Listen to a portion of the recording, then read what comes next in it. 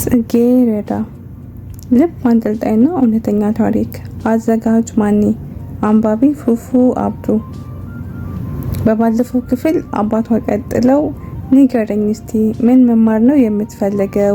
ቤተሰቦችክስ ምን ደረጃ ደርሰክ ቢያዩ ነው ደስ የሚላቸው? እስከ መጨረሻው እነሱን የምታግዝበት ጥሩ ገቢ አገኝበታለሁ ብለህ የምታስበው ትምህርት ወይም ስራ ምንድነው አሉኝ። ታዲያስ ፋሚሊዎች ክፍል 8 ይቀጥላል። እኔ ምንም ማሰብ አልቻልኩኝም፣ ዝም አልኳቸው። ግዴታ አሁን እንድትነግረኝ አይደለም፣ ቀስ ብለክ ማሰብ ትችላለክ። እኔ መኪና መንዳት አለማምዳለሁ፣ የሆነ ኮርስ ወይም ሙያ እንድትማር አግዛለሁ። ብዙ ጓደኞች ስላሉኝ ችግር የለውም ለሱ። ግን መጀመሪያ ሀሳብህን ለመሰብሰብ ጭንቅላትህን ለማደስ ከማሂና ከባሏ ጋር አንድ ገዳም ሄዳችሁ ኑ። ማሂ ናት ይህንን ሀሳብ ያመጣችው አሉኝ። እሺ አልኳቸው። በሚቀጥለው ቀን እኔ ማሂ እና ባሏ ወደ ደጄ አርሴማ ጉዞ ጀመርን። ከባሏ ጋር ይበልጥ የምተዋወቅበት እድል አገኘሁኝ።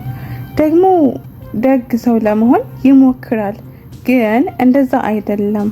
በዛ ላይ ማሂን አቅፎ አይኑ ከሌላ ሴት ላይ አይነቅልም። ነገረ ስራው ሁሉ እያናደረኝ እዛ ደረስን። ወደ ገዳም ለመድረስ ቢያንስ የ3 ሰዓት የእግር መንገድ አለው። ተጓዘን። መንገዱ ያስፈራል። እንደዚህ አይነት ታሪካዊ ቦታ በህይወቴ አይቼ አላውቅም።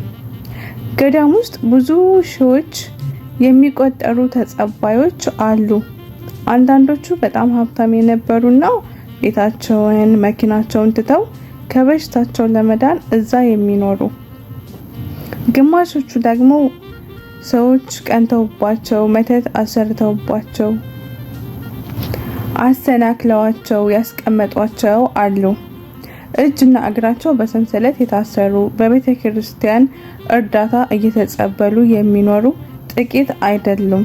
ሌላው ገዳም ላይ በጣም አስገራሚው ነገር ኖርማል አርሴማ ደጅ ላይ ያለው ድንጋይ አንስተን ለሁለት ስንከፍለው ውስጡ የአርሴማ ዘንባባ አለው። ድንጋዩ ላይ ዘንባባ አለ። እሱን ሳይ በጣም ተገረምኩኝ። ተአምር ሆነብኝ። በሱ ተገርሜ ሳልጨርስ የአርሴማ ዋሻው ውስጥ ያሉት ድንጋዮች ላይ የእናታችን የቅድስት አርሴማ 2 ጡቶች አሉ። ከጡቶቿ ውስጥ ነጭ ወተት ይፈሳል። በድንጋዮቹ መካከል ማለቴ ነው። እነሱን አይተን ዘወር ስንል ከዋሻው ውስጥ ካለው ድንጋይ ላይ ጸበል ይፈሳል። እነዚህ ድንቅ ተአምር ትርጉም ተገርሜ ሳልጨርስ የእናታችን የቅድስት አርሴማ ግቢ ውስጥ ካሉት ድንጋዮች ውስጥ አንዱ ድንጋይ አንስቶ ለሁለት ሲከፍለው የእናታችንን የቅድስት አርሴማ ምስል ድንጋዮቹ ውስጥ አየ። አንድ ወጣት ተአምሩን እየመሰከረ አየሁት። እኛም በአይናችን ተአምር አየን። ከዛም በኋላ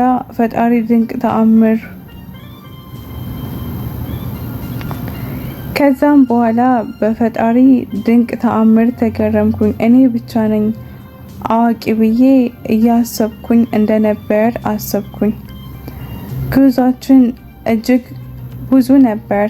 ብዙ ተአምራትን ካየን። በድንቅ ስራዋ ተገርሜ ህይወቴን እንዳስተካከለልኝ እናቴን ለመንኳት። በጸሎት ተማጸንኩኝ። ከድንጋይ ውስጥ የሚገኘውን ዘንባባ ይዤ እየተመለስኩኝ እያለ አንዲት እድሜዋ ገፋ ያለች እናት ንግግር ጀመረች። ሴትየዋ 9 ልጆችና ባለቤቷን በሞት ያጣችው ሴት ናቸው። አይገርምም? የሚያውቃቸው ሰው፣ ጎረቤቶቻቸው፣ ዘመዶቻቸው ገፊ ነሽ እያሉ ሲርቋት፣ እሷ ግን ፈጣሪዋን ተማምና ተከትላ አንድ ወዳጅ ዘመድ ልጅ የላቸውም። ባዶ ቤት ታመው ቢተኙ እንኳን ውሃ የሚያጠጣቸው ሰው የላትም። 9 ጊዜ አምጣ የወለደቻቸው ግን የወላድ መሃን ሆናለች። በዚህ ሁኔታ ውስጥ ሆና እንኳን አንድም ቀን ፈጣሪን ተሳስተሃል ብለው እንደማታውቅ ተናገሩ። የዛኔ ራሴን ጠላሁት፣ ታዘብኩት። አሁን እኔም አፍ አለኝ። አንገቴን ደፍቼ በመሃል መዝሙር መዘመር ተጀመረ። እያንዳንዱ መዝሙር ለኔ ይመስለኛል። አለቀስኩኝ። ይባስ ሆድ ባሰኝ። ፊደልን ብቻ ያጣኋት ይመስለኝ ነበር። ራሴንም ነው ለካ ያጣሁትኝ። ወደ ቤት ከተመለስን በኋላ በቃ የመጀመሪያው ወደ ቤተሰቦቼ ጋር ውሰደኝ፣ እነሱን አይናቸውን ማየት እፈልጋለሁ። ከዛ በኋላ ነው በደንብ ማሰብ የምችለው አልኳቸው። እኔ ግን እሱን አልደግፈውም። ምናልባት ቤተሰቦችህን ስታይ ስሜታዊ ልትሆን ትችላለህ። ዝም ብለህ በሩቅ ብቻ አይታቸው የመመለስ ድፍረት አይኖርህም ብዬ ነው አሉኝ። እሺ እስከ መች ነው የምጠብቀው? ምን አይነት ደደብና ጨካኝ እንደሆንኩኝ የገባኝ አሁን ነው አልኳቸው።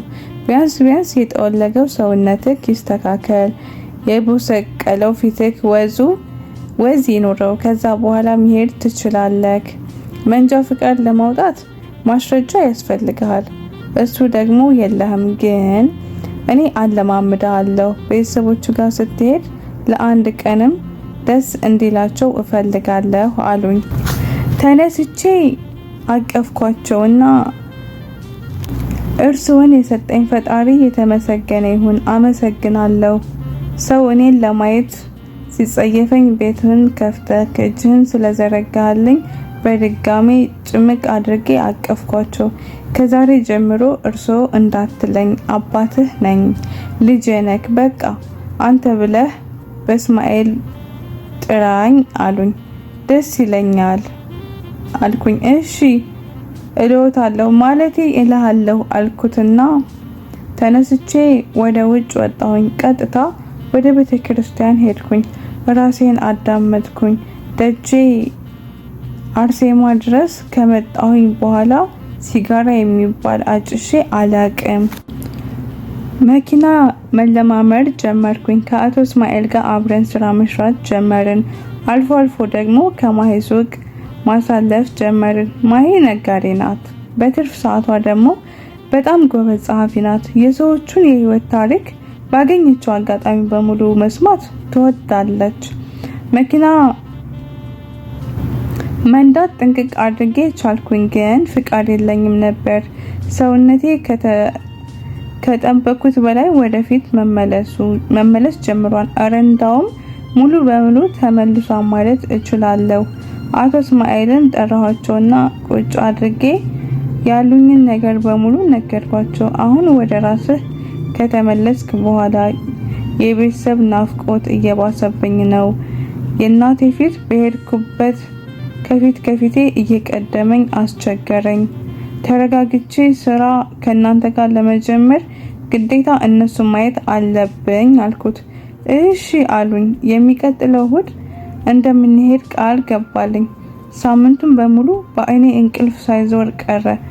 ከኔ በላይ ማሂ የሚሄድበት ቀን ርቆባታል። በጣም ብዙ ልብሶች እየገዛች ታመጣለች። ይህን ትለብሳለህ፣ ይህንን ትለብሳለህ፣ የቱ ያምርብሃል ትለኛለች። እንደ ቢሮ ሰው ብትለብስ ቤተሰቦችህ አሪፍ ስራ ያዘ ልጄ ብለው ይደሰቱ እኮ ይሆናል ትላለች። የኔ እናት ንጹህ ልብ እኮ ነው ያላት እልና ዝም እላለሁ። ታዲያስ ቤተሰቦች የዛሬው ፓርት በዚህ ያበቃል። በቀጣይ ፓርት እስከምንገናኝ ድረስ ቸር ሰንብቱልኝ።